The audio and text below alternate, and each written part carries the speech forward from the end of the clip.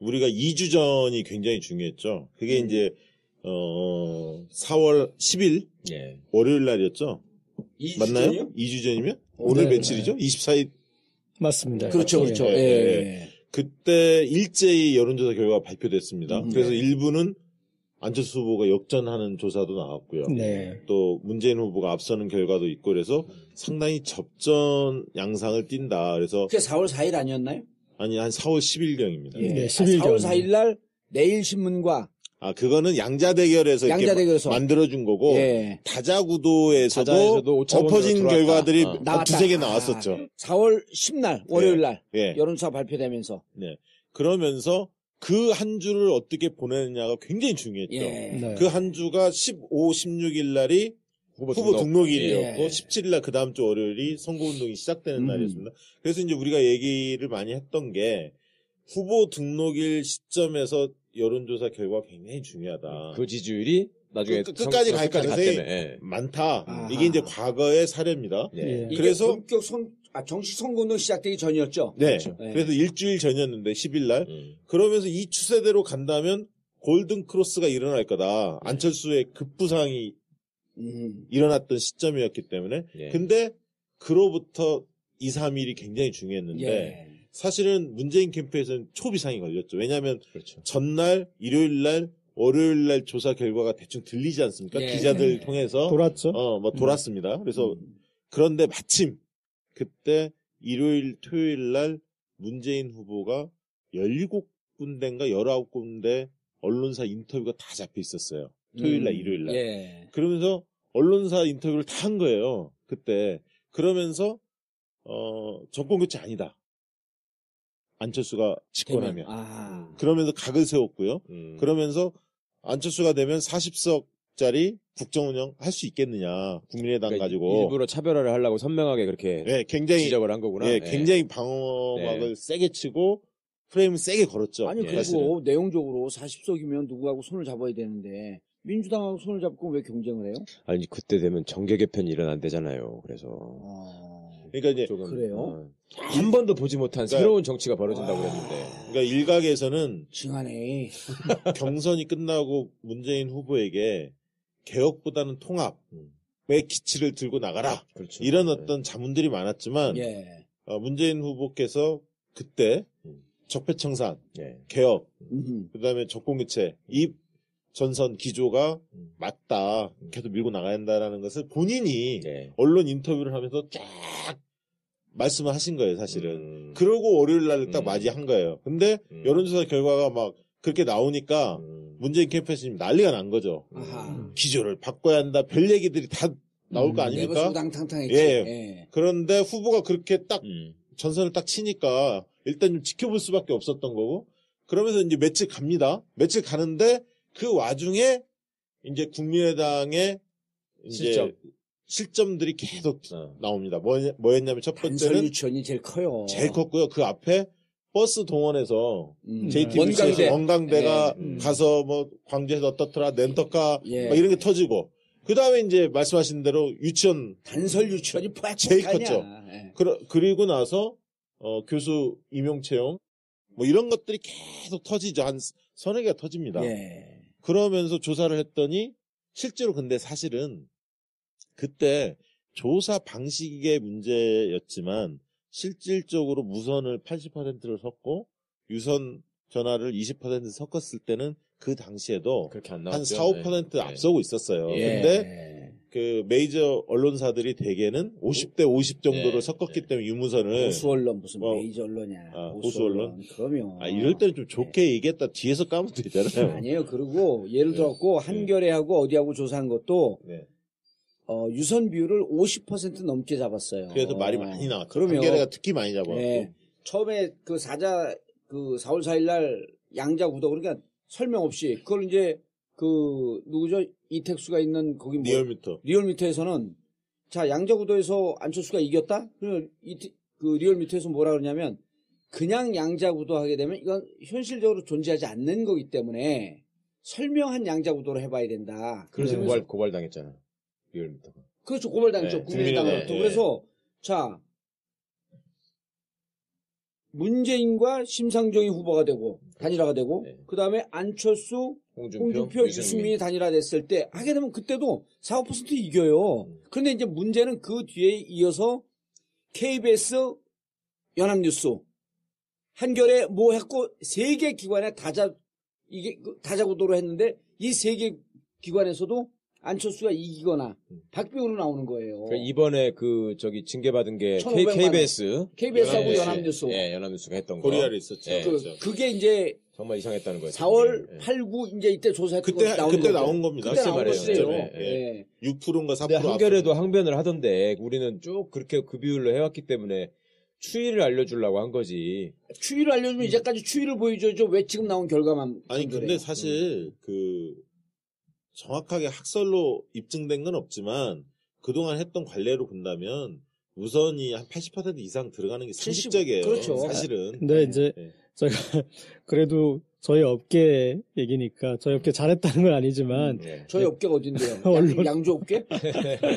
이를테면은 그러니까 유무선 비율은 그 각사가 1회만 할 때는 따질 수 있어요. 근데 이제 매번 똑같은 비율로 했다면 그냥 그렇게 조사하는 데는 그런가 보다. 그렇게 봐줄 필요가 있어요. 그러니까 딱 그거 한번 해가지고 근데 이를테면 그동안에 유무선을 이렇게 8대2로 섞다가 갑자기 이번에 그 시기만 5대5로 섞었다. 그렇죠. 그러면 문제가 있는 예. 거예요. 근데 지금 근데 한겨레가 그렇게 나오니까 옳다구나 하고 이제 조선일보가 갔다가 막 나발을 한겨레가 나온 보니까 걸 조선일보에서 네. 인용을 해버렸잖아요, 예. 기사를. 아니 그 그리고 바람에. 요즘에는 그것을 또 시장하는 곳도 생겼어요. 그러니까 왜냐하면 겁나는 게 당장 한 20일 있으면 15일 있으면 대선 결과가 발표될 나오는데. 텐데 이 엉터리 조사했다가는 두려움이 있거든. 공포감이 있는 거예요, 사실. 네. 언론사 입장에서는. 근데 정권이 바뀌는데. 그렇기 그럼요. 때문에 슬며시 5대5로 했다가 8대2 쪽으로 서서히 이렇게 바뀌는 곳도 있습니다, 사실은. 예. 그리고 네. 이제 재밌는 게 사실은 변화가 있을 때 그 조사 결과를 선행적으로 해서 변화를 짚어내고 싶은 욕망들은 있어요. 세상을 앞을 미리 보고 싶은 욕망. 예. 기술을 걸어보고 싶은 거죠. 근데 예. 아까 말씀하셨듯이 갑자기 양자 대결로 가는 거는 그거는 그냥 그러니까 만약 설정이 뭐냐면 그 사람 다른 후보들이 죽는 거예요. 그렇죠. 예. 아니라도 갑자기 싹 아니고 사라지는 거야. 그냥 죽는 거야. 예. 어디 교통사고 나갖고? 그렇지. 뭐 아니면 어디 폭발 사고가 나거나 그래서 문재인 안철수만 남아서 선거를 치른다는 겁나는 거잖아요. 얘기를 하시네. 예. 아니 그렇지 않다면 기왕이면 하늘로 들어올려져서 천국에 뭐 미쳤다고. 이렇게 승천을 하시거나 그러니까 그렇지 않다라면 아까 말씀하셨듯이 그런 맥락을 풀어서야지 양반들 이렇게 물어볼 무서운 수 얘기들 있는 거고. 예. 그 작업이 좀 들어간 거죠. 내일신문하고 디오피니언 조사는 굉장히 튀었고. 예. 이제 그건 그런데 몇 번 말씀드렸으니까. 저런 건 또 있는 것 같아요. 뭐냐면 그렇게 해서 그 변화 양상을 사실은 이제 극대화 시킨 거죠. 예. 그러니까 그때 흥미를 유발시키는. 근데 그렇게 이렇게 이제 국면이 그렇게 간 건 있습니다. 뭐냐면 이 대선에 대해서 설계도가 사실은 국민의당께 제일 좋았던 거예요. 그러니까 뭐냐면 이렇게 저렇게 흘러서 이 양자 대결로 흐름으로 가게 그것을 기대했던 거예요. 사실은 의도했지만 의도대로 되는 건 아니잖아요. 정치가. 예. 근데 기대는 했는데 그게 맞아버렸어. 그렇잖아요. 왜냐하면 그 안철수 장이라는 건 오긴 왔으니까 예. 그 전에 왔던 반기문 장, 뭐 심지어 황교안 장, 반기문 장 하는데 영어 같은데? 그래요. 예, 이렇게 장이 이제 일련의 장들이 안희정 장도 왔었잖아요. 예. 이렇게 장들이 갑자기 이렇게 갈 곳 잃은, 갈피 잃은 사람 어떤 그 장들이 오긴 온단 말이에요. 그리고 거기에 이제 또 이 사람들이 중요시하지 않는 어떤 그 사건이 있는데 박근혜 대통령 구속이 중요해요. 그러니까 뭐냐면 박근혜 대통령이 구속이 안 되는 그 측면에서는 지금 그 구속, 그러니까 박근혜가 선거의 중심에 있는 거예요. 근데 구속이 되면서부터 그때부터 지금 문재인이 보이는 거예요. 지금 박근혜 보입니까? 지금 이번 선거에 거의 지금 사라지고 있어요. 그렇죠. 예. 시켜놔버리니까 그 다음부터 반문도 그 다음부터는 이제 아주 절대 대세 주자인 문재인이 보이고 반문이라는 거에 대해서 각성이 생긴 거죠. 그래서 여러 요소들이 결합이 돼서 그 국면에 그 다음에 이제 2차 저차에서 자유한국당과 이 바른정당의 단일화나 그런 것도 없고 예. 그 다음에 저쪽도 어떤 친박의 세가 결집되는 후보도 아니고 홍준표 후보가 됐고 이런 일련의 요소가 흐트러진 와중에 거기에 이제 결집되는 그 아주 설계했다면 기가 막힌 지점은 있었던 거죠. 예. 그런데 언론이 그 양상 아까 실제 실측 정확히 냉정해 보면은 그러더라도 5% 정도의 갭이 있는 부분이 있는데 그게 이 비슷하게 보일 정도의 이제 나름 테크닉들을 구사했던 그런 또 그런 부분도 또 있고요. 잠깐만 이제 그 부분을 아까 조금만 더 설명을 예. 드릴게요. 그래서 이제 10일 날부터 이제 그런 악재들이 검증 공세가 터지고 스스로 유치원 발언을 하면서 예. 안철수 지지도가 일간 조사를 해보면 조금씩 빠졌고 빠지기 시작했죠. 문재인 후보 지지는 조금씩 올랐는데 거기에 또 있었던 게 뭐냐면 SBS에서 주최했던 토론회가 있었습니다. 거기에서 나름대로 1차 토론회에서는 문재인 후보가 잘했죠. 예. 상당히 선방을 했습니다. 그러면서 안철수 후보가 그때 토론은 좀 잘 못했고요, 사실. 그러면서 주말 그때만 전교 1등. 그때만 못한지 않나요? 그때 두 번째보다 잘했지 그때가 훨씬. 그때 잘 못했죠, 사실은. 아니, 그러니까 못했지만 예. 두 번째보다는 잘했다고. 첫 번째가. 그래서 주말에 좀 조사를 논쟁이 해보면 몇 번째 제일 잘 못했나 그. 네, 그때 15, 16일 날 주말 조사를 해보면 대략 조사 결과들이 대개 한 7%, 많이 나는 데는 10% 뭐 이렇게 나왔습니다. 예. 그러다가 후보 등록을 했지 않습니까?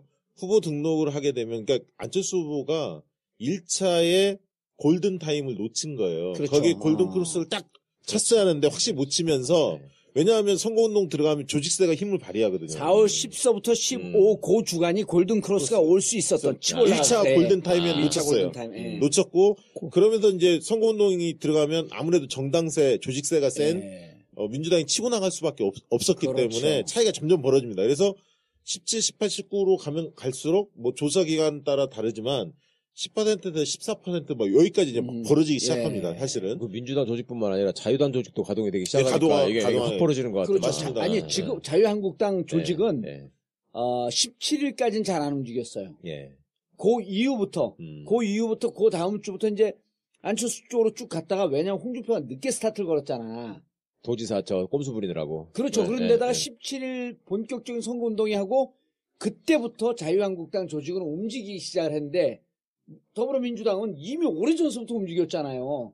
응축된 힘이 나오니까 그러니까 이 보면은 홍준표가 올라가는 게 공식 선거운동하고 4, 5일쯤 지나면서부터 조금씩 올라가기 시작을 했어요. 예. 그때부터 흥분제가 듣기 시작했구나. 그래서 이제 3, 4일 지난 다음부터. 아니 그때 이미 17일 날 시작을 하고 네. 지방 조직을 쫙 내려보낸 게 첫 번째 요인이 하나 있고 또 하나는 이게 이제 유승민이가 어려워지니까 무슨 그 정상적인지 기현상인지 발생이 되는 게 지방 조직 있잖아요. 그렇죠. 지방 의원, 눈치 보고 있다가. 기초의원, 광역의원 아니 유승민한테 갔던 글쎄. 이 사람들이 롤 빼가면서 자유한국당으로 조금씩 오는 거예요. 내년 선거에서 떨어질 그 얘기 것 많이 같으니까. 하더만. 예. 그러면서 표가 음. 홍준표 쪽으로 몰리는 거지. 그래서 17, 18, 19로 가면서 두 후보 간의 격차 점점 벌어졌고 네. 호남에서도 거의 20% 정도를 앞서기 시작합니다. 문재인 후보가. 10%에서 예, 20%까지 앞서기 시작합니다. 조사 결과를 보면. 예. 근데 이제 그때 민주당이 전략을 잘 세우죠. 어디로 공략했냐? 경로당을 집중 공략합니다.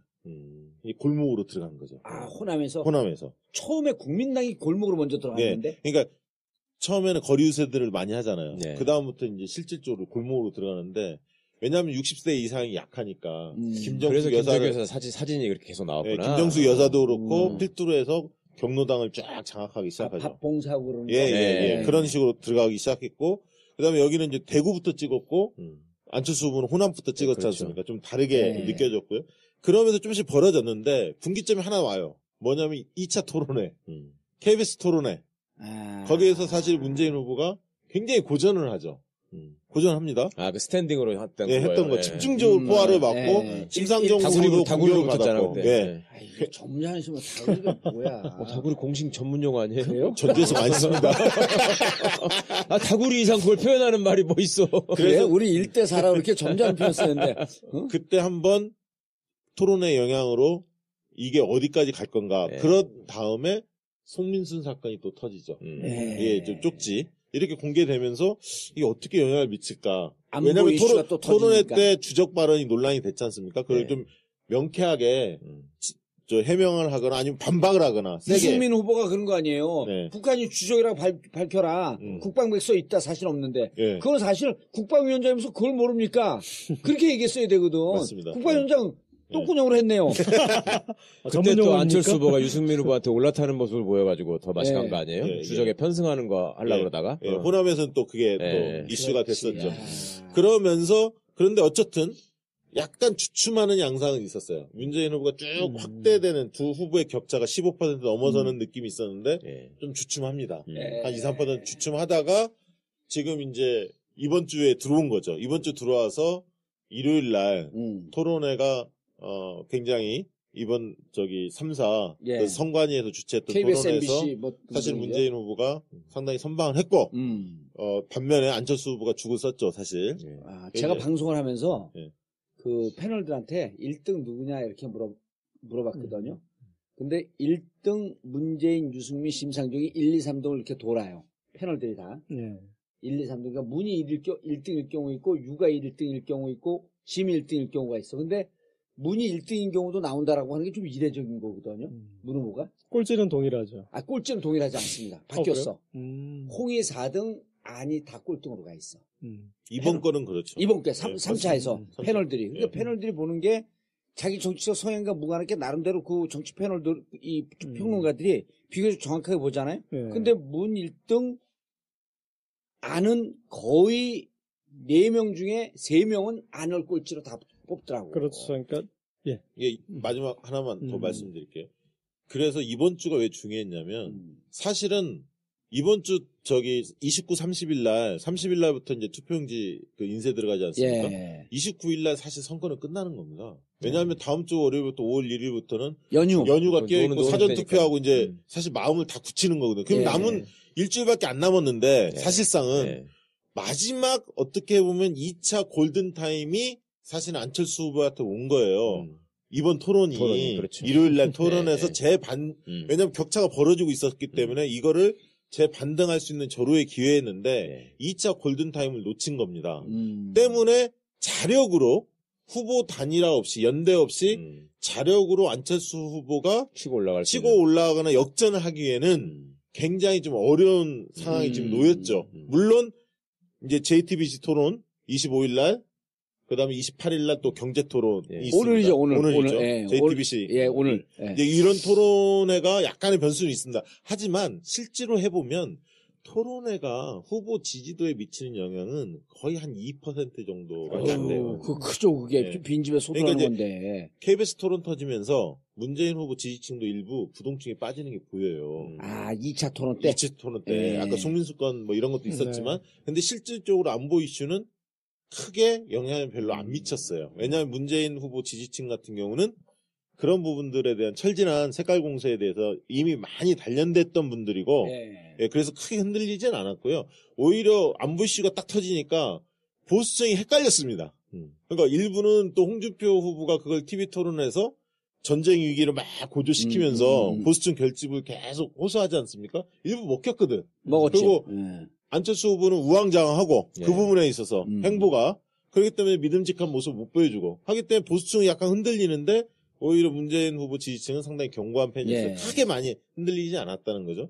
이제 그런 상황이었고 이제 남은 변수는 일요일 날 토론은 어디 토론이었죠? 성관이 토론이었어요. 아, 성관이 토론. 1차 토론이었죠. 남은 변수 가기 전에 이제 한번 여기까지. 아, 여기까지 해놓고 근데 저는 예. 그 2차 토론 때, KBS 토론 때, 다구리 토론 때. 다구리 토론 1대4. 아, 엉겹결에 폭력결 쫓아왔네. 아. 근데 그때 사실 주적 논쟁이 있었잖아요. 예. 주적 논쟁과 주적으로 끝나지 않고 햇볕 정책이 있었는데 네. 그때 나는 그 이후에 호남에서 무슨 발표를 하냐면 철수 산악회가 있어요. 철수 산악회 호남 해산을. 지부가 사진으로도 있습니다. 그거. 예. 철수 산악회 호남 지부가 안철수 안철수 지지를 철회하면서 철회하고. 철수하면서 해체해버렸어요. 아니 문재인 지지를 선언했어요. 그러니까 산악회도 해체하겠다 그랬어요. 산악회도 이름이 해체하고. 철수 산악회니까 해체를 해야지. 그렇지. 그걸. 안철수 철수하지 말라 근데 예. 그게 뭐냐면 자 주적 발언에 대해서는 잘 몰라 사람들이. 그런데 거기에 뭐가 물려 들어갔냐면 햇볕 정책이 물려 들어갔잖아요. 예. 호남 분들한테 햇볕 정책은 부인할 수 없는 역사의 성과고 김대중 대통령 존재를 부인하는 거거든. 이것과 애매모호하고 또 햇볕 정책 계승자라고 했던 박지원이가 아무 얘기도 없는 거야. 그냥 어찌 햇볕 정책을 뭉개는 듯한 발언을 한 거 아니에요? 그래서 김대중 나는 대통령 골로 보냈다고 그 소리를 해버렸는데 아무 얘기를 안 한 거예요. 그리고 정말 나는 잘못했죠. 그래서 나는 이게 첫 번째 단설 유치원 예. 발언이 있었거든요. 두 번째 골든타임 역전을 다시 치고 올라갈 수 있는 반등할 수 있는 그 고비에 햇볕 정책 갖고 스스로 무너진 예, 거예요. 저는 이제 그 안철수 후보의 지지율이 선명하게 빠진 대목들이 있지 않습니까? 그러니까 주부층, 여성층에서 쑥 빠졌어요. 오. 그 다음에 TK 보수 지역에서 쑥 쑥. 빠졌고, 호남에서도 쑥 빠졌단 말이에요. 예. 그러면 그게 삼숙이야?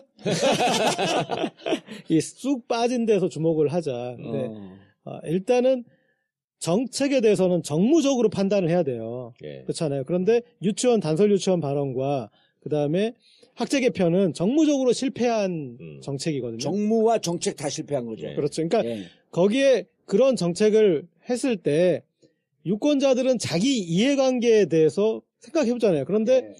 그 중에 누구라도 애를 키우는 사람이면 그런 식으로 가서 사립유치원장 발언하더라도 정작 애 키우는 사람들한테 그 얘기 했다가는 욕먹는다라는 얘기를 해줬어야 되는 거고, 예. 해줄 그리고 수가 없죠. 학제 개편이었을 때, 학제 개편 한다 그러면은, 이 학제 개편하면은, 이렇게 1학년이 두 번 될 때, 네. 그때 피해보는 학생, 그 어떻게 설명할 것인가, 그 엄청 혼란 초래할 수 있다, 이런 판단들을 해서 했어야 되는데 그걸 못 했었잖아요. 그러니까 그런 거에서 스스로 자기가 뭐 잘못을 저지른 것도 아니고, 그런 정무적인 판단을 못한 정책을 던졌다가, 거기서 이 주부, 특히 여성층 지지율이 훅 빠진 거지 않습니까? 예. 그 다음에 제가 주목했던 거는 선거운동 시작했을 때 광화문에서 한 다음에 호남으로 갔어요. 그리고 지금 선거의 키를 박지원 상임선대위원장이 잡고 있잖아요.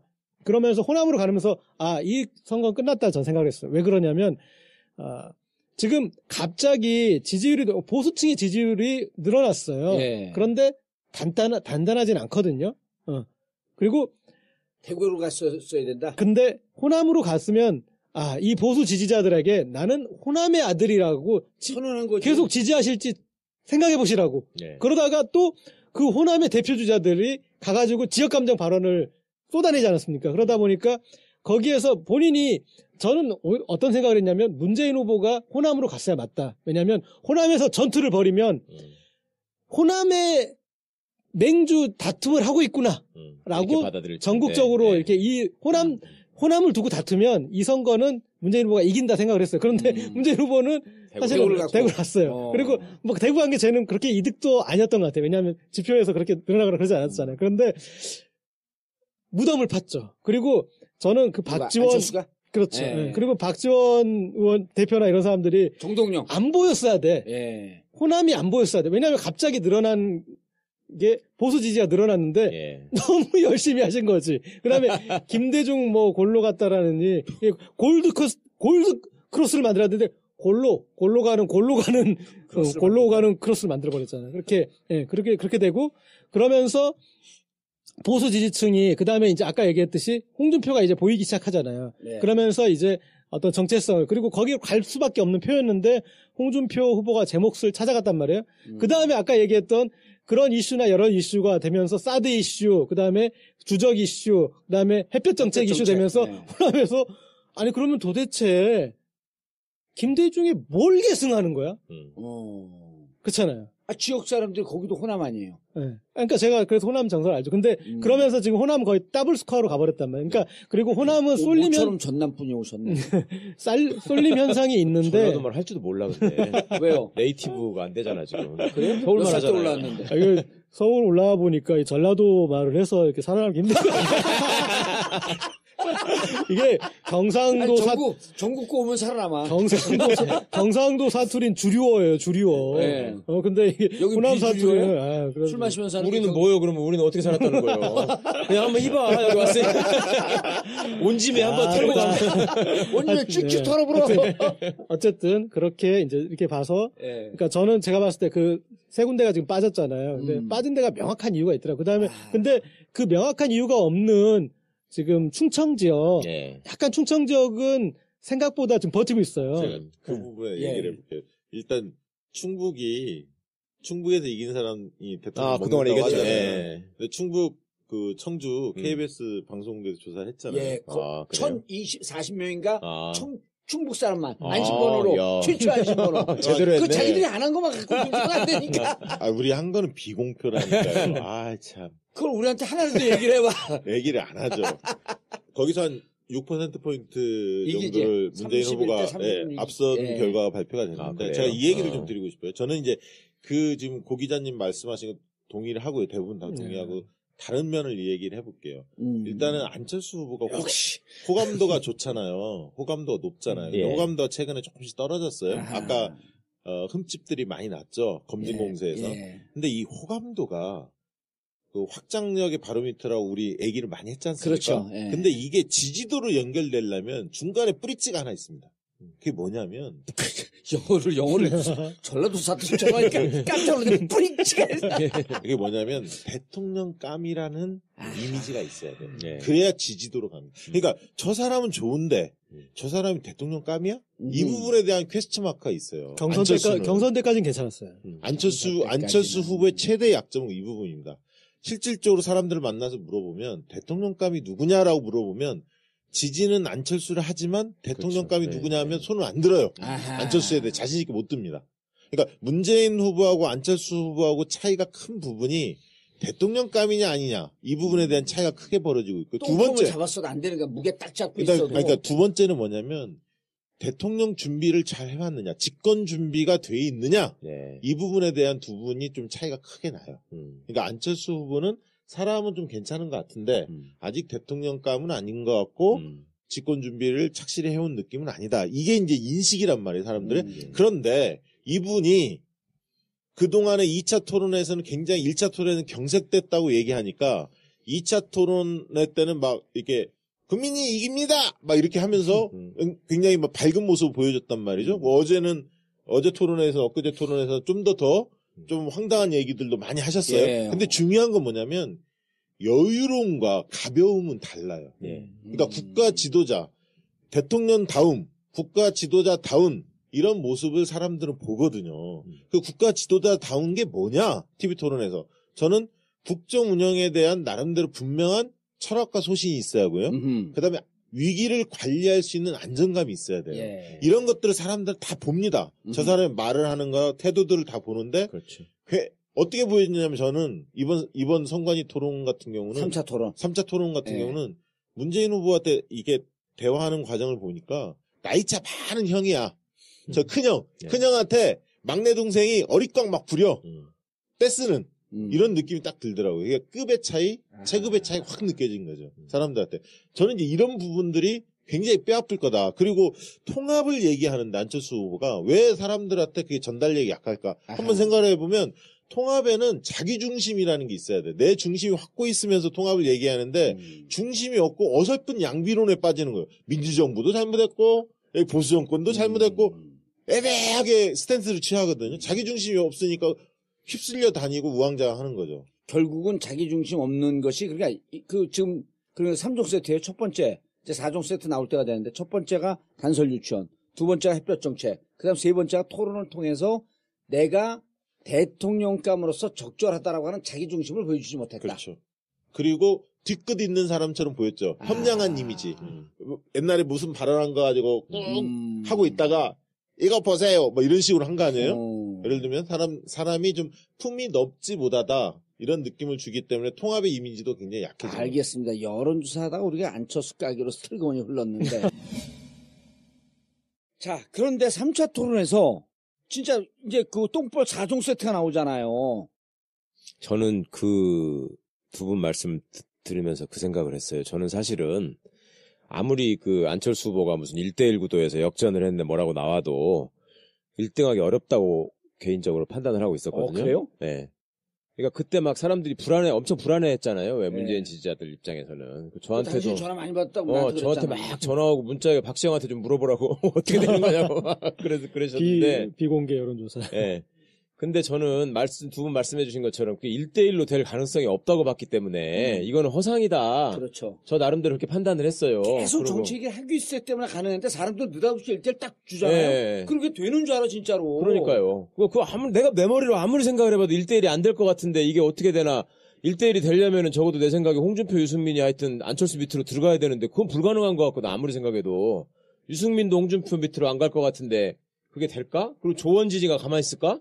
그 생각을 해서 저는 안 될 거라고 생각을 했기 때문에 저는 혼자 개인적으로 안철수 후보가 말하자면 새로운 어떤 정치 세력의 이미지에다가 갈 곳 없는 보수의 지지까지 합치게 되면 나름 의미 있는 지지율까지는 갈 것이다 라고 생각을 하고 그게 한 30%쯤일 것이다. 예, 그게 한계일 것이다. 네. 그렇지만 저는 개인적으로 의미가 있다고 생각을 했어요. 왜냐하면 대구 경북에 말하자면 그냥 묻지마 박정희 지지, 묻지마 박근혜 지지, 묻지마 새누리당 지지 이런 분들이 어쨌거나 생각을 하기 시작을 했고 그래서 그 사람들이 야당을 지지해보는 경험을 한다는 게 길게 봐서 나쁘지 않은 거 아니냐라고 생각을 했어요. 이렇게 순진한 잘못된 생각인지는 모르겠는데 하여튼 그렇게 생각을 해서 저는 안철수가 차라리 홍준표를 이번에 완전히 그러니까 10%도 못 받게 해가지고 거기 파산시키는데 기여를 하면 이 사람은 새 시대에 큰 기여를 하는 거다라고 생각을 하고 있었는데 토론을 하면서 너무나 못 보여주더라고. 아니 그러니까 나는 이상한 게 난 진짜로 난 100% 동의하고 네. 만약 저 같았으면 문재인 표를 뺏어보면 자기가 올라갔을까? 왜냐하면 문재인이 그 대권 부동 1등으로 독주하고 있을 때 이 사람 8%에서 12%였었어요. 네. 안철수 후보는. 그럼 그렇죠. 뭐냐면 거기서 내린 결론은 그게 1년 반, 2년, 3년 오거든요. 그럼 거기서 내린 결론은 문재인 표는 죽어도 나한테 안 온다야.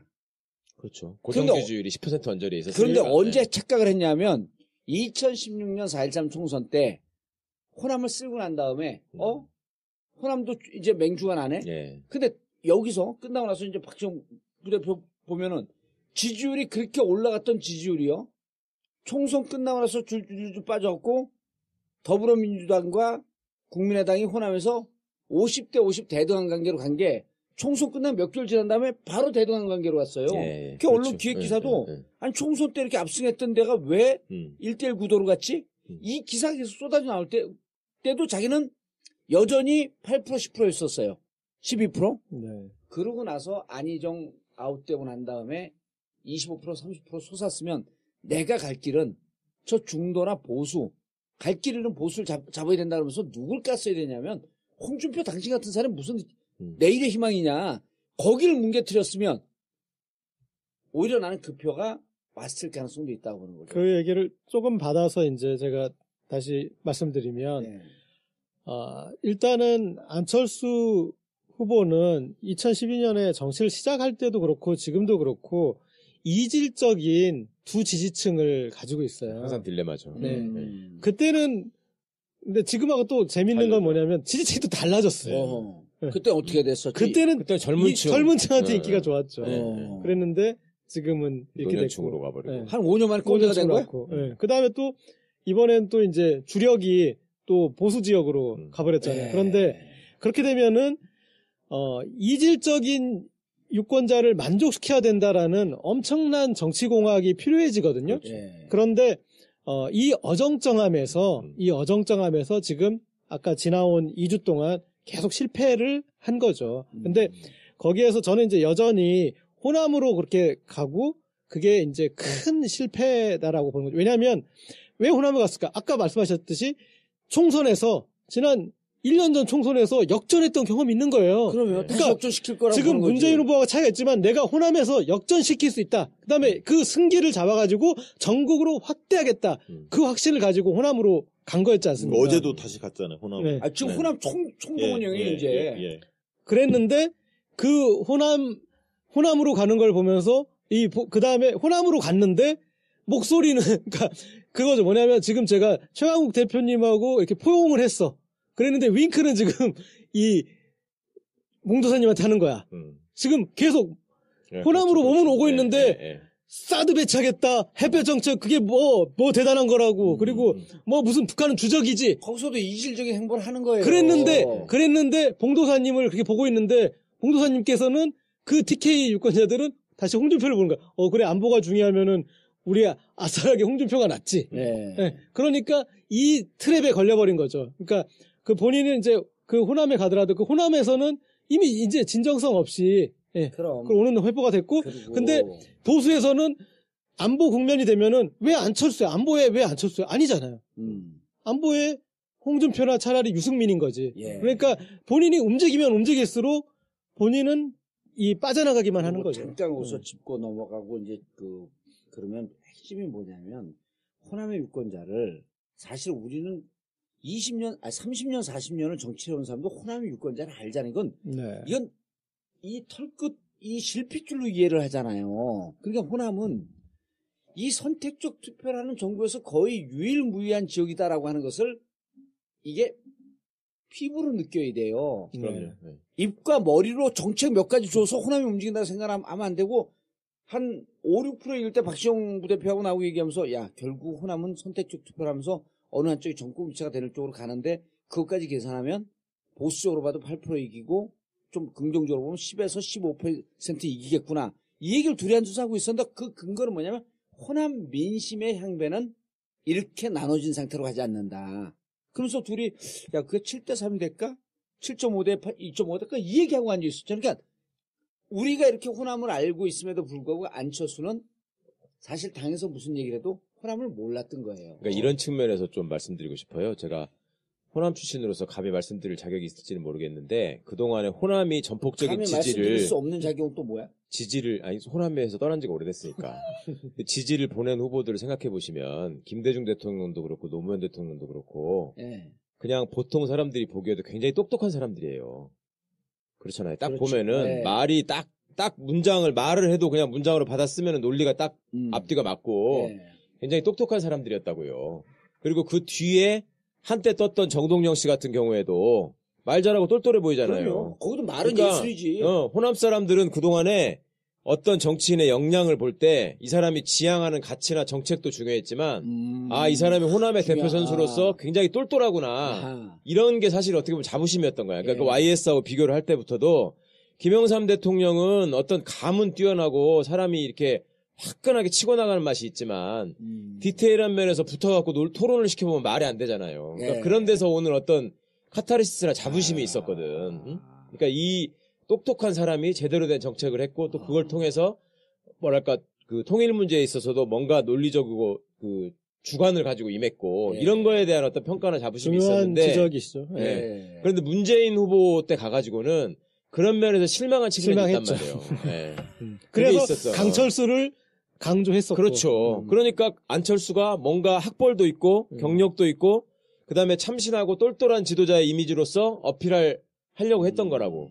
그리고 거기에 이제 어쨌거나 호남의 9세대 세력들이 몰리긴 했지만 간판을 바꿔 달고 새로운 세력처럼 보이니까 문재인 대표는 반신반의하면서 노무현보다는 좀 덜 똑똑한 것 같은데 그러면서 어쨌거나 지지를 했는데 네. 안타깝게 졌잖아요. 네. 그러니까 이럴 거면은 저 똘똘한 사람이 하나 있을 수 있으면 지지를 해봐야 돼 이렇게 생각을 했는데 보면 볼수록 아닌 거지 이게. 보면 볼수록 아니고 이게 누구 편인지도 모르겠고 뭔 소리 하는지도 모르겠고 그래서 제가 지난번 때 한번 우스갯소리로 뭐 대선 때 그간에 절치부심하면서 당도 만들고 많이 준비했다고 생각을 했는데 목소리밖에 준비를 안 했다.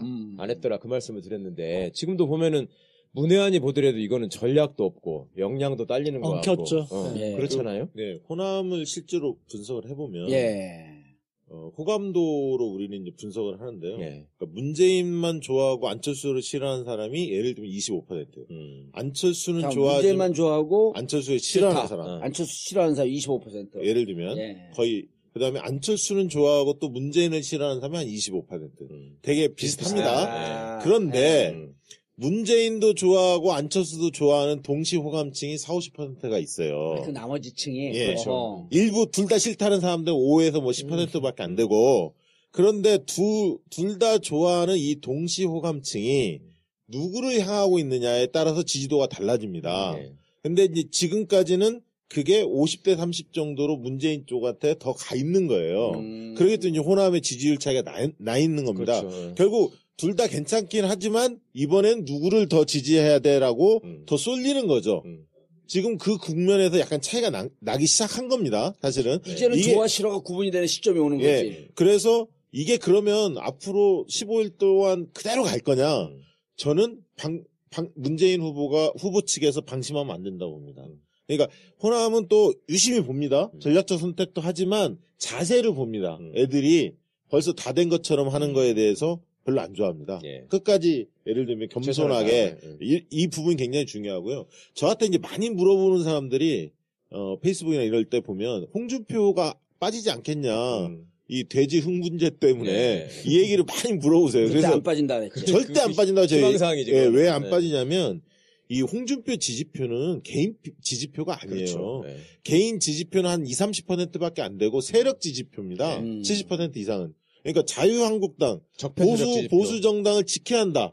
이게 영남권의 정서입니다. 보수당을 지지하는 보수층은. 그래서 홍준표는 마음에 좀 안 들지만 이대로 죽일 수 없다. 보수정당은. 그렇죠. 네. 이래서 뭉치는 거예요. 그리고 수도권에 있는 자유한국당 정서를 가진 당원들이나 지지층들도 홍준표 오다가 세게 들어갔습니다. 지금. 굉장히 열심히 뛰어요. 왜냐?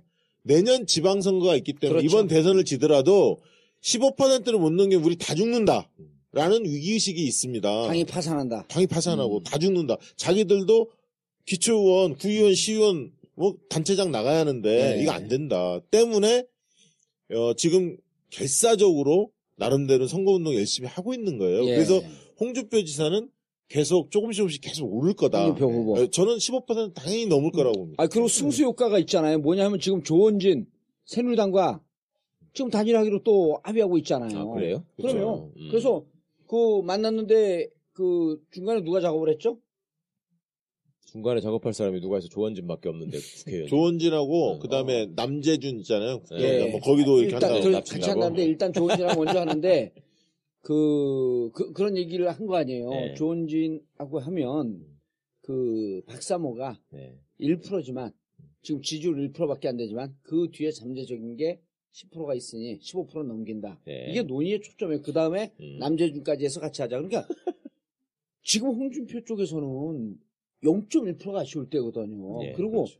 탄력을 받을 수 있는 뭔가 브릿지가 있어줘야 되는 거야. 지금 사실 홍준표 지지가 적게 나온 데는 뭐 8, 9%, 8%부터 많이 나오는 데는 13%까지 나옵니다. 실질적으로. 근데 근데 그게 올라가면 올라서 또 그리고 안철수권 다 빠지는 거 아니야. 또 보수표가 좀 있기 때문에 그러니까 근데- 지금 해도 거의 제가 볼 때 14, 15 정도 나온다고 봐야 합니다. 지금 해도. 저는 이 돼지 흥분제 사건이 홍준표 후보 표를 깎아먹지는 않았더라도 지금 상승세를 주춤하게 만들었어요. 그렇죠. 그러니까, 예. 그러니까 차마 쪽팔려서 말 못하게 만들어버렸어요. 아니 왜냐하면 사회층으로 많이 숨은 거 아닐까? 왜냐하면 안철수가 빠질 때가 홍준표가 받아먹고 지금 그런 구조가 그렇잖아요. 그러니까 거기에서 빠져먹고 지금 이렇게 모든 지지에서 한 12, 3은 나오고 14, 15 넘는 조사도 나와야 되는 그 흐름이었다가 예. 이 대지흥분제에서 좀 이렇게 제 생각에 2, 3%는 주저앉았어요. 그러니까 여의도 연구원에서 조사에서는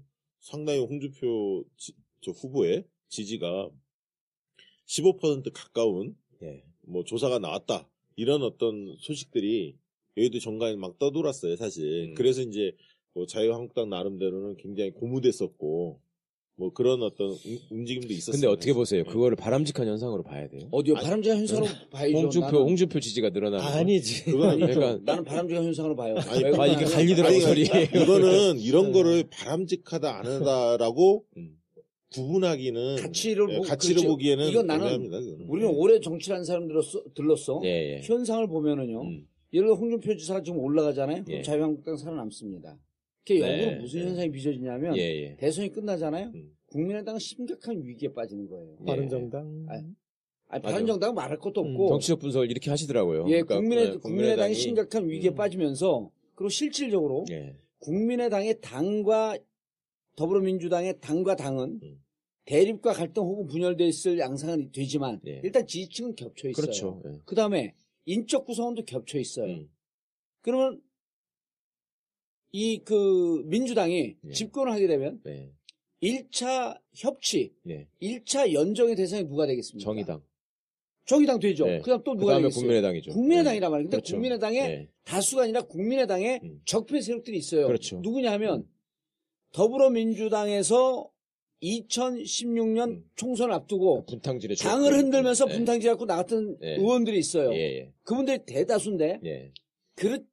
그렇지 않은 사람들도 묶여 있거든요. 예. 그분들 중에 지금 신인으로 정치 데뷔한 사람들, 예. 그런 의원들, 이 초선 의원들은 부득불 민주당과 함께할 수밖에 없는 세력이고 그렇죠. 상층부의 적폐 세력은 털어내야 되는 거예요. 그럼 저는 네. 이번 기회에 홍준표가 도약하는 것이 아주 우리 사회를 위해서 바람직하진 않지만 네. 어쨌든 한번 우회하는 측면에서 의미가 있다라고 하는 게 국민의당이 이쪽과 함께 갈 수 있는 여지는 넓어지고 자유한국당하고 2018년에 경쟁을 합니다. 네. 그럼 제일 경쟁자가 자유한국당이 돼요.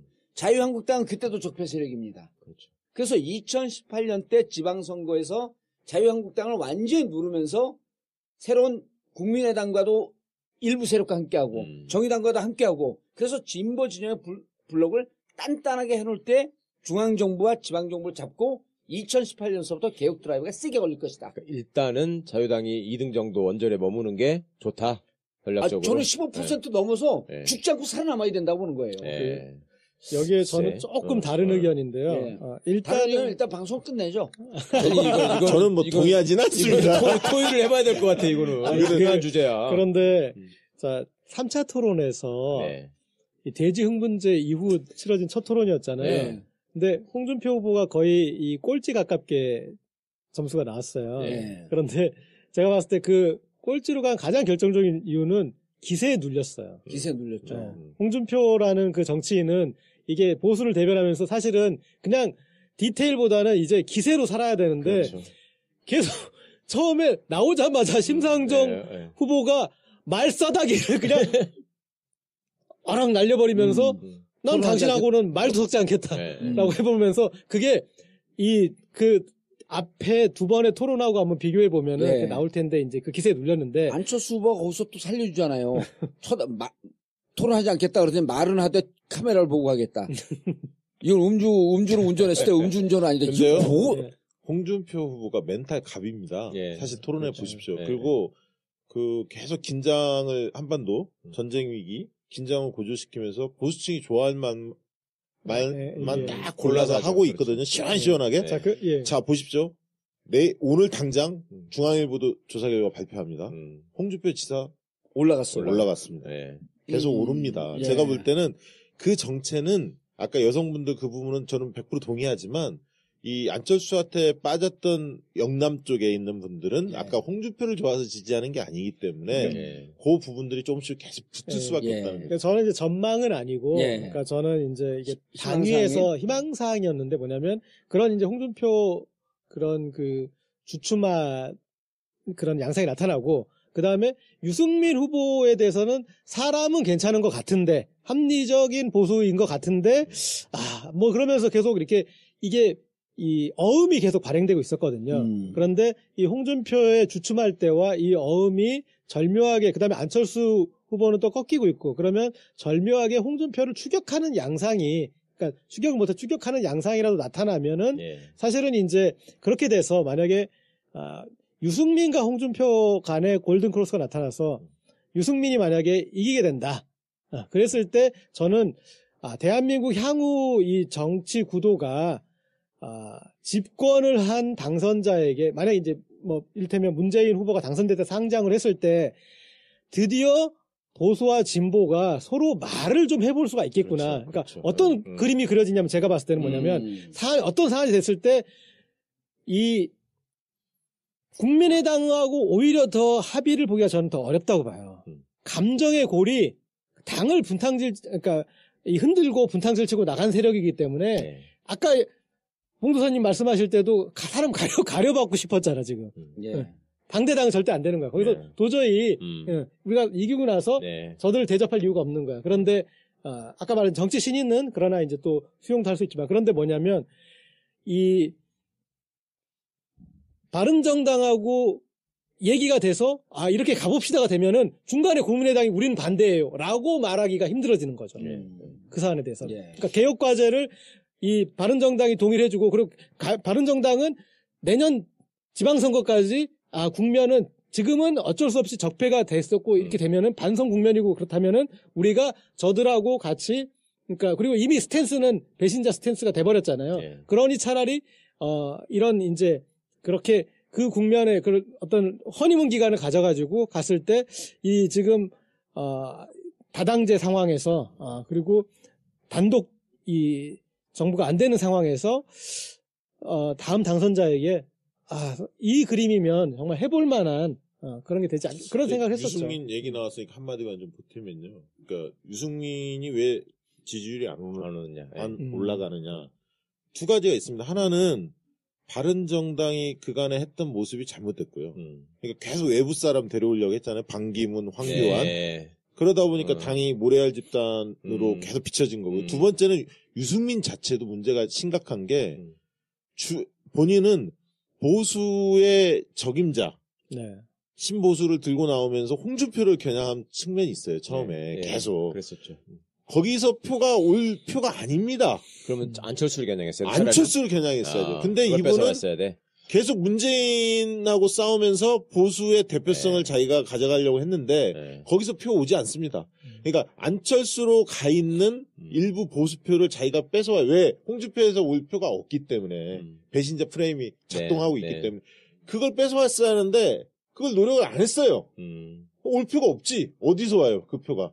아니 그러니까 선수들이 보는 거하고 또 분명히 다를 텐데 저는 사실은 고 기자님 같은 입장에서 많이 생각을 했었거든요. 그러니까 아까도 말씀드렸지만 이게 문재인 후보가 가장 유력한 대통령 후보인 것이고 당선될 가능성이 제일 높은 상황에서 이미 이제 선거는 어느 정도 나는 이긴다고 생각을 했고 그 뒤까지도 생각을 해야 된다. 책임 있는 집권 세력으로서. 그러려면 첫째가 소위 적폐 세력이 이번 선거를 통해서 저는 진짜로 완전히 몰락해버리는 걸 좀 보고 싶었었어요. 그래서 정말로 아까 우리 고 기자님 말씀하신 것처럼 내가 보수를 지향하는 입장이라고 하더라도 도저히 내가 저 홍준표 같은 후보, 자유한국당 세력을 더 이상 지지하는 거는 내 스스로도 좀 너무 아닌 것 같다. 너무 창피하고 저 사람들은 아무리 봐도 민주주의를 할 만한 사람이 아닌 것 같다. 이런 생각을 저는 좀 느껴주기를 바랬고 그래서 유승민의 역할, 그러니까 최소한 안철수가 미우면 유승민한테 가야지. 그게 홍준표한테 가는 건 나는 너무 좀 슬펐어.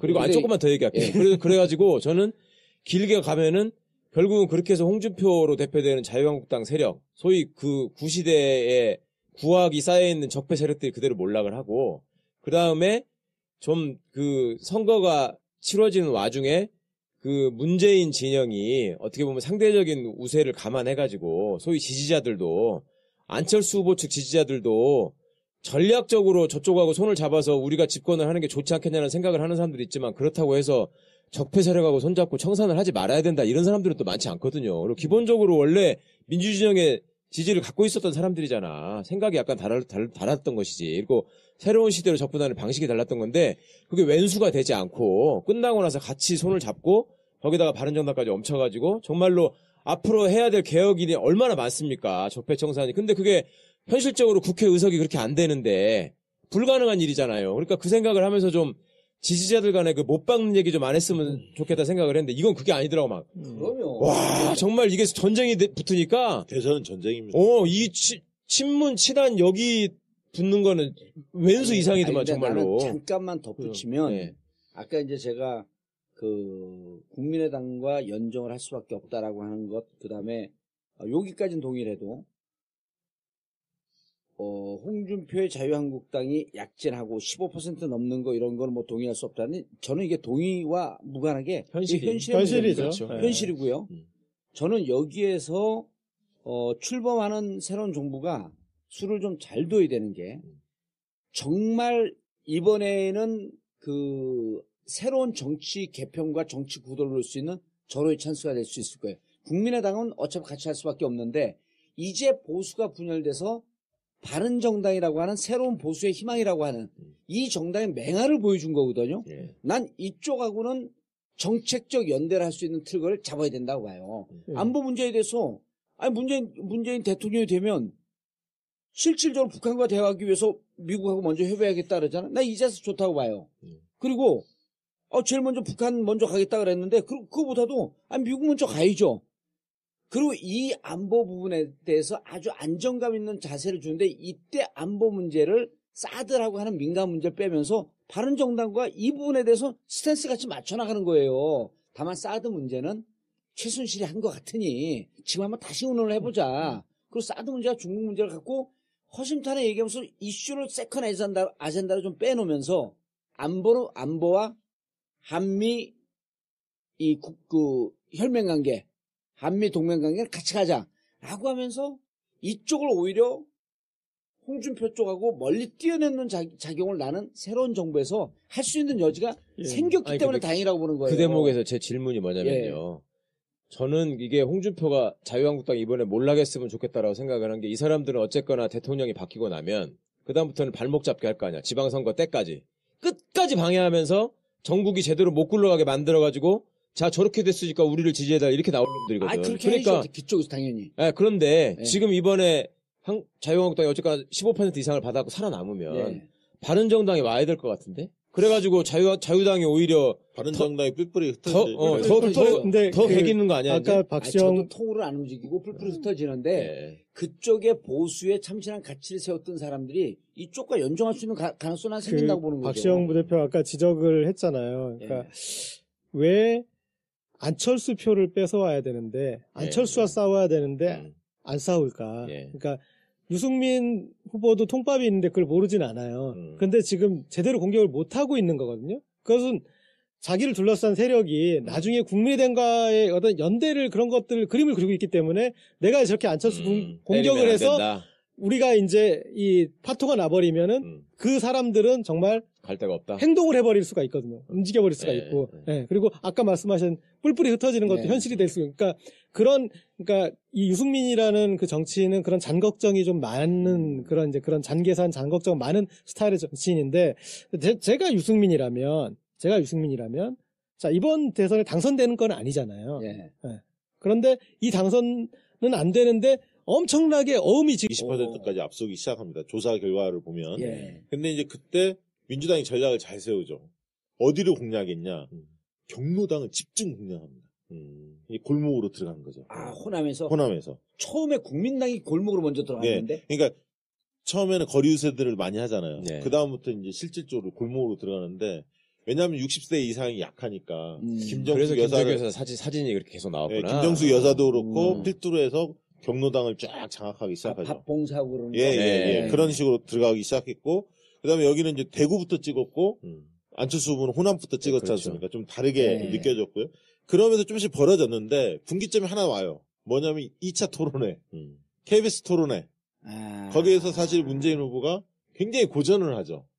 고전합니다. 그 스탠딩으로 했던 거. 집중적으로 포화를 맞고, 심상정 후보도 다구리로 붙었잖아, 그때. 전문하시면 다구리가 뭐야. 다구리 공식 전문 용어 아니에요? 그래요? 전주에서 많이 씁니다. 다구리 이상 그걸 표현하는 말이 뭐 있어. 그래서 우리 1대4라고 이렇게 점잖은 표현 쓰는데. 그때 한번 토론의 영향으로 이게 어디까지 갈 건가. 그런 다음에 송민순 사건이 또 터지죠.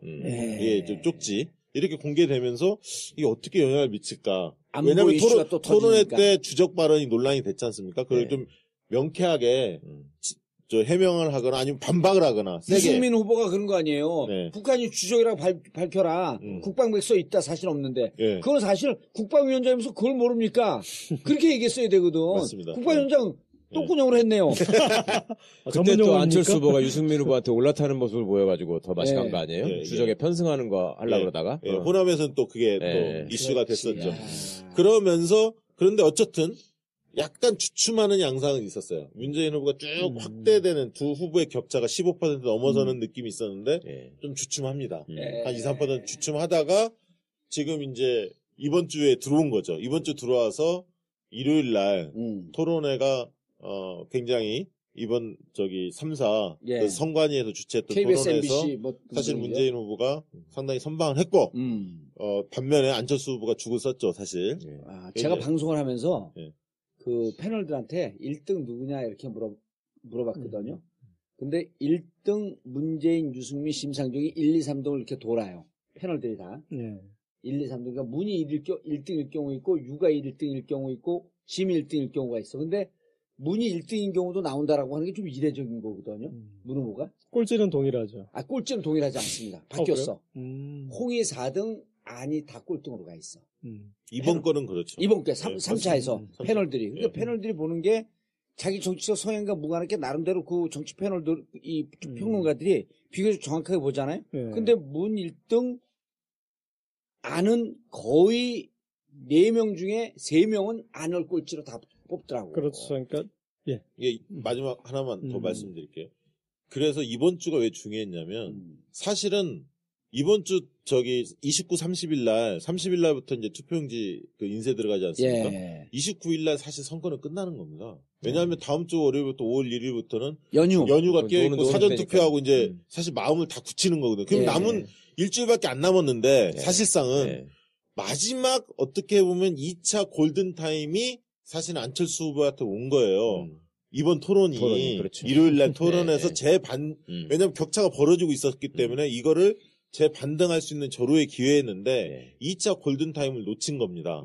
때문에 자력으로 후보 단일화 없이 연대 없이 자력으로 안철수 후보가 치고 올라갈 수 치고 있는. 올라가거나 역전을 하기에는 굉장히 좀 어려운 상황이 지금 놓였죠. 음. 물론 이제 JTBC 토론 25일 날 그다음에 28일 날 또 경제 토론이 예. 있습니다. 오늘이죠, 오늘이죠. 오늘. 예, JTBC. 예, 오늘. 예. 이제 이런 토론회가 약간의 변수는 있습니다. 하지만 실제로 해보면 토론회가 후보 지지도에 미치는 영향은 거의 한 2% 정도가 그렇죠. 된대요. 그 크죠, 그게. 예. 빈집에 소통하는 그러니까 건데. KBS 토론 터지면서 문재인 후보 지지층도 일부 부동층이 빠지는 게 보여요. 아, 2차 토론 때? 2차 토론 때. 예. 아까 송민수 건 뭐 이런 것도 있었지만 근데 실질적으로 안보 이슈는 크게 영향을 별로 안 미쳤어요. 왜냐하면 문재인 후보 지지층 같은 경우는 그런 부분들에 대한 철진한 색깔 공세에 대해서 이미 많이 단련됐던 분들이고 예. 예, 그래서 크게 흔들리진 않았고요. 오히려 안보 이슈가 딱 터지니까 보수층이 헷갈렸습니다. 그러니까 일부는 또 홍준표 후보가 그걸 TV 토론에서 전쟁 위기를 막 고조시키면서 보수층 결집을 계속 호소하지 않습니까? 일부 먹혔거든. 먹었지. 그리고 예. 안철수 후보는 우왕좌왕하고 예. 그 부분에 있어서 행보가 그렇기 때문에 믿음직한 모습을 못 보여주고 하기 때문에 보수층이 약간 흔들리는데 오히려 문재인 후보 지지층은 상당히 견고한 편이었어요. 예. 크게 많이 흔들리지 않았다는 거죠. 예. 이제 그런 상황이었고 이제 남은 변수는 일요일 날 토론은 어디 토론이었죠? 성관이 토론이었어요. 아, 성관이 토론. 1차 토론이었죠. 남은 변수 가기 전에 이제 한번 여기까지 아, 여기까지 해놓고 근데 저는 예. 그 2차 토론 때, KBS 토론 때, 다구리 토론 때. 다구리 토론 1대4. 아, 엉겹결에 폭력결 쫓아가네. 아. 근데 그때 사실 주적 논쟁이 있었잖아요. 예. 주적 논쟁과 주적으로 끝나지 않고 햇볕 정책이 있었는데 네. 그때 나는 그 이후에 호남에서 무슨 발표를 하냐면 철수 산악회가 있어요. 철수 산악회 호남 해산을. 지부가 사진으로도 있습니다. 그거. 예. 철수 산악회 호남 지부가 안철수 안철수 지지를 철회하면서 철회하고. 철수하면서 해체해버렸어요. 아니 문재인 지지를 선언했어요. 그러니까 산악회도 해체하겠다 그랬어요. 산악회도 이름이 해체하고. 철수 산악회니까 해체를 해야지. 그렇지. 그걸. 철수하지 말라. 근데 예. 그게 뭐냐면 자 주적 발언에 대해서는 잘 몰라 사람들이. 그런데 거기에 뭐가 물려 들어갔냐면 햇볕 정책이 물려 들어갔잖아요. 예. 호남 분들한테 햇볕 정책은 부인할 수 없는 역사의 성과고 김대중 대통령 존재를 부인하는 거거든. 이것과 애매모호하고 또 햇볕 정책 계승자라고 했던 박지원이가 아무 얘기도 없는 거야. 그냥 어찌 보면 햇볕 정책을 뭉개는 듯한 발언한 거 아니에요. 그래서 김대중 나는 대통령 골로 보냈다고 그 소리를 해버렸는데 아무 얘기를 안 한 거예요. 그리고 그러니까 정말 나는 잘못했죠. 그래서 나는 이게 첫 번째 단설 유치원 예. 발언이 있었거든요. 두 번째 골든타임 역전을 다시 치고 올라갈 수 있는 반등할 수 있는 그 고비에 햇볕 정책 갖고 스스로 무너진 예, 거예요. 저는 이제 그 안철수 후보의 지지율이 선명하게 빠진 대목들이 있지 않습니까? 그러니까 주부층, 여성층에서 쑥 빠졌어요. 그 다음에 TK 보수 지역에서 쑥 빠졌고 호남에서도 쑥 빠졌단 말이에요. 예. 그러면 저 삼숙이야? 이 쑥 빠진 데서 주목을 하자. 근데 일단은 정책에 대해서는 정무적으로 판단을 해야 돼요. 예. 그렇잖아요. 그런데 단설 유치원 발언과 그 다음에 학제 개편은 정무적으로 실패한 정책이거든요. 정무와 정책 다 실패한 거죠. 예. 그렇죠. 그러니까 예. 거기에 그런 정책을 했을 때 유권자들은 자기 이해관계에 대해서 생각해보잖아요. 그런데 그 중에 누구라도 애를 키우는 사람이면 그런 식으로 가서 사립유치원장 발언하더라도 정작 애 키우는 사람들한테 그 얘기 했다가는 욕먹는다라는 얘기를 해줬어야 되는 거고, 예. 그리고 수가 없죠. 학제 개편이었을 때, 학제 개편 한다 그러면은, 이 학제 개편하면은 그렇게 1학년이 두 번 됐을 때, 네. 그때 피해보는 학생, 그 어떻게 설명할 것인가, 그 엄청 혼란 초래할 수 있다, 이런 판단들을 해서 했어야 되는데 그걸 못 했었잖아요. 그러니까 그런 거에서 스스로 자기가 뭐 잘못을 저지른 것도 아니고 그런 정무적인 판단을 못한 정책을 던졌다가 거기서 이 주부, 특히 여성층 지지율이 훅 빠진 거지 않습니까? 예. 그 다음에 제가 주목했던 거는 선거운동 시작했을 때 광화문에서 한 다음에 호남으로 갔어요. 그리고 지금 선거의 키를 박지원 상임선대위원장이 잡고 있잖아요. 그러면서 호남으로 가면서 이 선거는 끝났다 전 생각을 했어요. 왜 그러냐면 지금 갑자기 보수층의 지지율이 늘어났어요. 예. 그런데 단단하진 않거든요. 50% 넘게 잡았어요. 그래서 말이 많이 나왔죠. 그러면 한겨레가 특히 많이 잡았고. 예. 처음에 4월 4일 날 양자구도 그러니까 설명 없이 그걸 이제 누구죠? 이택수가 있는 거기 리얼미터에서는 자, 양자구도에서 안철수가 이겼다? 그러면 리얼미터에서 뭐라 그러냐면 그냥 양자구도 하게 되면 이건 현실적으로 존재하지 않는 거기 때문에 설명한 양자구도로 해봐야 된다. 그래서 고발당했잖아. 리얼미터가. 그렇죠. 고발당했죠. 네, 국민의당으로부터. 네, 그래서 자, 문재인과 심상정이 후보가 되고 단일화가 되고 네. 그다음에 안철수, 홍준표, 유승민이 단일화 됐을 때 하게 되면 그때도 4~5% 이겨요. 그런데 이제 문제는 그 뒤에 이어서 KBS, 연합뉴스, 한겨레 뭐 했고 3개 기관에 다자구도로 했는데 이 3개 기관에서도 안철수가 이기거나 박빙으로 나오는 거예요. 그러니까 이번에 징계받은 게 1,500만 KBS하고 네, 연합뉴스. 예, 연합뉴스가 했던 거. 코리아를 있었죠. 예. 그게 이제 정말 이상했다는 거예요. 4월 8, 9 이제 이때 조사했던 그때 나온 겁니다. 그때 나온 말이에요. 것이에요. 예. 6%인가 4% 근데 한겨레도 항변을 하던데 우리는 쭉 그렇게 그 비율로 해왔기 때문에 추이를 알려주려고 한 거지. 추이를 알려주면 이제까지 추이를 보여줘야죠. 왜 지금 나온 결과만. 아니 근데 사실 정확하게 학설로 입증된 건 없지만 그동안 했던 관례로 본다면 우선이 한 80% 이상 들어가는 게 상식적이에요. 그렇죠. 사실은. 근데 이제 네. 제가 그래도 저희 업계 얘기니까 저희 업계 잘했다는 건 아니지만 저희 업계가 어딘데요? 양조업계? 이를테면은 그러니까 유무선 비율은 그 각사가 1회만 할 때는 따질 수 있어요. 근데 이제 매번 똑같은 비율로 했다면 그냥 그렇게 조사하는 데는 그런가 보다. 그렇게 봐줄 필요가 있어요. 그러니까 딱 그거 한번 해가지고 근데 이를테면 그동안에 유무선을 이렇게 8대2로 섞다가 갑자기 이번에 그 시기만 5대5로 섞었다. 그렇죠. 그러면 문제가 있는 거예요. 근데 지금 근데 한겨레가 그렇게 나오니까 옳다구나 하고 이제 조선일보가 갔다가 막 나발을 한겨레가 부니까. 나온 건 조선일보에서 인용을 해버렸잖아요. 기사를. 아니 그 그리고 바람에. 요즘에는 그것을 또 시장하는 곳도 생겼어요. 그러니까 왜냐하면 겁나는 게 당장 한 20일 있으면 15일 있으면 대선 결과가 발표될 나오는데, 텐데 이 엉터리 조사했다가는 두려움이 있거든. 공포감이 있는 거예요, 사실. 언론사 입장에서는. 정권이 바뀌는데. 그렇기 때문에 슬며시 5대5로 했다가 8대2 쪽으로 서서히 이렇게 바뀌는 곳도 있습니다, 사실은. 그리고 이제 재밌는 게 사실은 변화가 있을 때 그 조사 결과를 선행적으로 해서 변화를 짚어내고 싶은 욕망들은 있어요. 세상을 앞을 미리 보고 싶은 욕망. 기술을 걸어보고 싶은 거죠. 근데 아까 말씀하셨듯이 갑자기 양자 대결로 가는 거는 그거는 그냥 그러니까 설정이 뭐냐면 그 사람 다른 후보들이 죽는 거예요. 그렇죠. 단일화도 아니고 그냥 죽는 거야. 어디 교통사고 나갖고. 그렇지. 뭐 아니면 어디 폭발 사고가 나거나 그래서 문재인 안철수만 남아서 선거를 치른다는 겁나는 얘기를 하시네.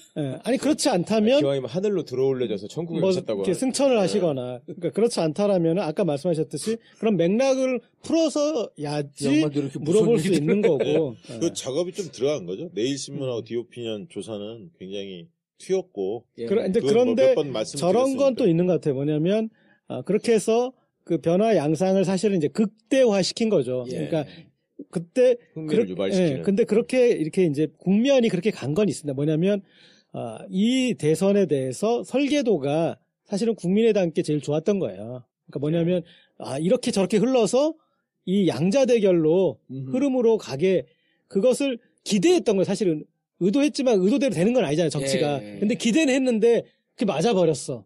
그렇잖아요. 왜냐하면 그 안철수 장이라는 건 오긴 왔으니까 그 전에 왔던 반기문장, 뭐 심지어 황교안장, 뭐 반기문장 하는데 영어 같은데? 아, 그래요. 예, 이렇게 장이 이제 일련의 장들이 안희정장도 왔었잖아요. 예. 이렇게 장들이 갑자기 이렇게 갈 곳 잃은, 갈피 잃은 우리가 2주 전이 굉장히 중요했죠. 그게 이제 4월 10일 예. 월요일 날이었죠. 맞나요? 2주 전이면? 오늘 네, 며칠이죠? 24일. 맞습니다. 그렇죠, 그렇죠. 예, 예. 예. 그때 일제히 여론조사 결과가 발표됐습니다. 그래서 일부는 안철수 후보가 역전하는 조사도 나왔고요. 네. 또 문재인 후보가 앞서는 결과도 있고 그래서 상당히 접전 양상을 띈다. 그래서 그게 4월 4일 아니었나요? 아니 한 4월 10일경입니다. 예. 네, 10일 4월 경. 4일 날 내일신문과 그거는 양자대결에서 이렇게 양자대결에서. 만들어준 거고 예. 다자구도에서도 다자에서도 오차범위로 엎어진 들어왔다. 결과들이 나왔다. 두세 개 나왔었죠. 4월 10날 월요일 날 예. 여론조사 발표되면서 네. 그러면서 그 한 주를 어떻게 보내느냐가 굉장히 중요했죠. 예. 네. 그 한 주가 15, 16일 날이 후보 등록일이었고 예. 17일 날 그 다음 주 월요일이 선거운동이 시작되는 날이었습니다. 그래서 이제 우리가 얘기를 많이 했던 게 후보 등록일 시점에서 여론조사 결과가 굉장히 중요하다. 그 지지율이 나중에 끝까지 갈 가능성이 갔다며. 예. 많다. 아하. 이게 이제 과거의 사례입니다. 예. 이게 그래서 본격 정식 선거운동 시작되기 전이었죠. 네. 그렇죠. 예. 그래서 일주일 전이었는데 10일 날.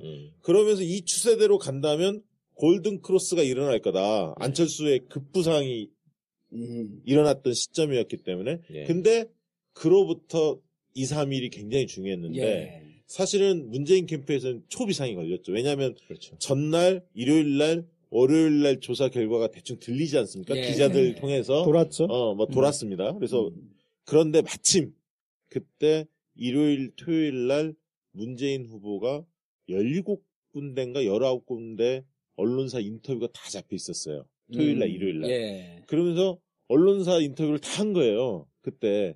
그러면서 정권 교체 아니다. 안철수가 집권하면. 그러면서 각을 세웠고요. 그러면서 안철수가 되면 40석짜리 국정운영 할 수 있겠느냐. 국민의당 그러니까 가지고. 일부러 차별화를 하려고 선명하게 그렇게 네, 굉장히 지적을 한 거구나. 예, 예. 굉장히 방어막을 세게 치고 프레임을 세게 걸었죠. 아니 예, 그리고 사실은. 내용적으로 40석이면 누구하고 손을 잡아야 되는데 민주당하고 손을 잡고 왜 경쟁을 해요? 아니 그때 되면 정계 개편이 일어난대잖아요. 그래서 그러니까 이제 조금, 그래요? 한 번도 보지 못한 그러니까- 새로운 정치가 벌어진다고 그랬는데. 그러니까 일각에서는 징하네. 경선이 끝나고 문재인 후보에게 개혁보다는 통합의 기치를 들고 나가라. 그렇죠. 이런 네. 어떤 자문들이 많았지만 예.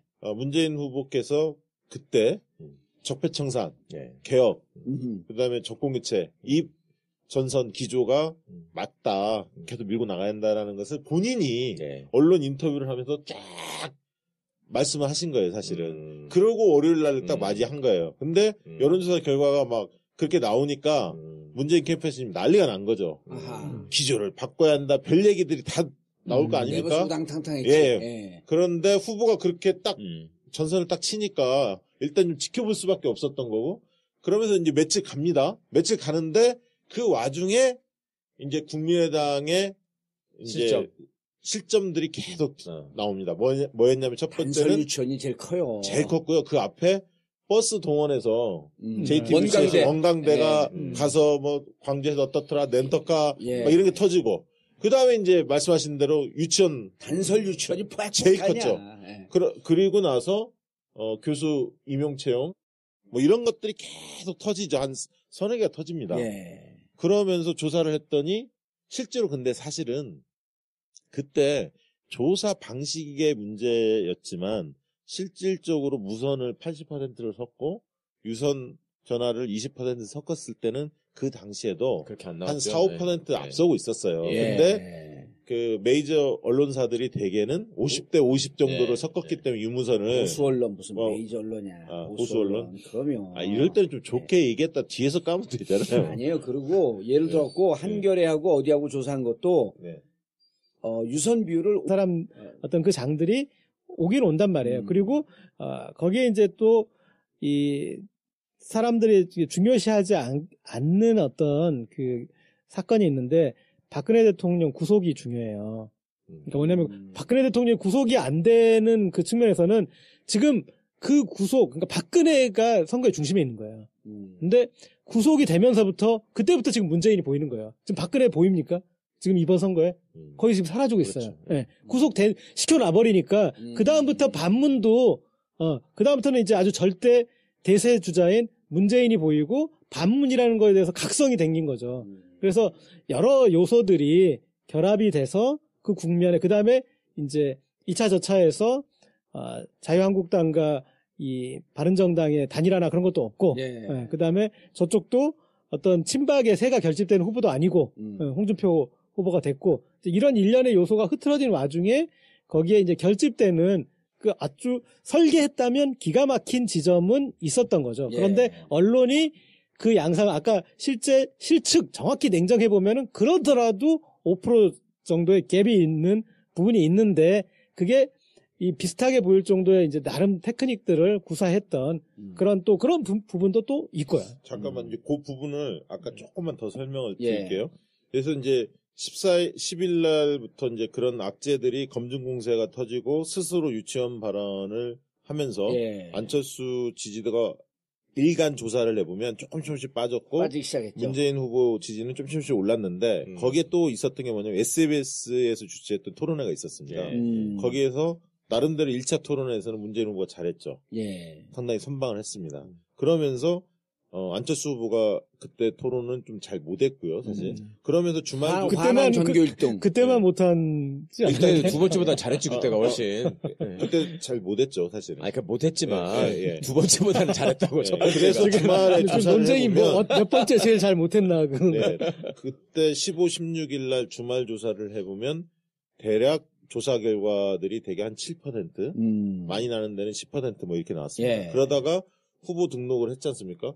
후보 등록을 하게 되면, 그러니까 안철수 후보가 1차에 골든타임을 놓친 거예요. 그렇죠. 거기에 골든크로스를 딱 쳤어야 하는데 확실히 못 치면서, 왜냐하면 선거운동 들어가면 조직세가 힘을 발휘하거든요. 4월 10서부터 15 그 주간이 골든크로스가 올 수 있었던 치고 올라갈 1차 때. 골든타임에 1차 놓쳤어요. 골든타임. 예. 놓쳤고, 그러면서 이제 선거운동이 들어가면 아무래도 정당세, 조직세가 센 예.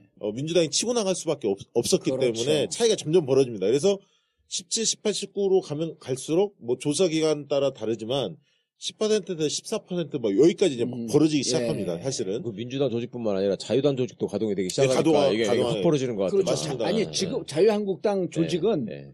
17일까지는 잘 안 움직였어요. 예. 그 이후부터 그 다음 주부터 이제 안철수 쪽으로 쭉 갔다가 왜냐면 홍준표가 늦게 스타트를 걸었잖아. 도지사 저 꼼수 부리느라고. 그렇죠. 네, 그런데다가 네, 17일 본격적인 선거운동이 하고 그때부터 자유한국당 조직은 움직이기 시작을 했는데 더불어민주당은 이미 오래전서부터 움직였잖아요.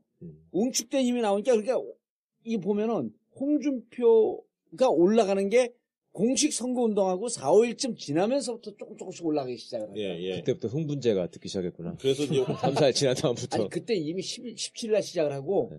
지방 조직을 쫙 내려보낸 게 첫 번째 요인이 하나 있고 또 하나는 이게 이제 유승민이가 어려워지니까 무슨 정상적인지 기현상인지 발생이 되는 게 지방 조직 있잖아요. 그렇죠. 지방의원, 눈치 보고 있다가. 기초의원, 광역의원 아니 유승민한테 갔던 글쎄. 이 사람들이 롤 빼가면서 자유한국당을 조금씩 오는 거예요. 내년 선거에서 그 떨어질 얘기 것 많이 같으니까. 하더만. 예. 예. 그러면서 표가 음. 홍준표 쪽으로 몰리는 거지. 그래서 17, 18, 19로 가면서 두 후보 간의 격차 점점 벌어졌고 네. 호남에서도 거의 20% 정도를 앞서기 시작합니다. 문재인 후보가. 10%에서 예,